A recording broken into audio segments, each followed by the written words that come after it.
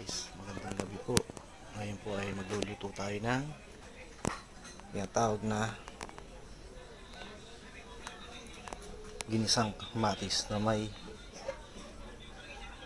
isang kamatis. Ayan po siya, kamatis, sibuyas at bawang, sili, at siyempre ang ating pang sahog, dilis. Yan. Ngayon na po ay makakatingin nito guys. Let's wait.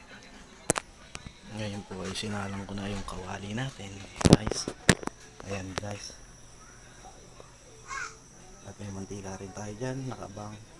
At nagsaing na rin ako. Para pagyari, kakain na lang.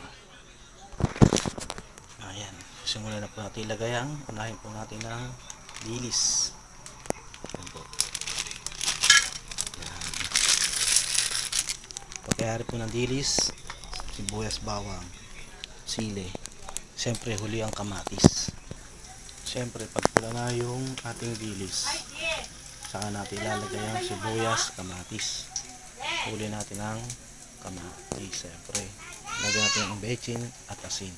Okay, so okay na. Goods, eat na.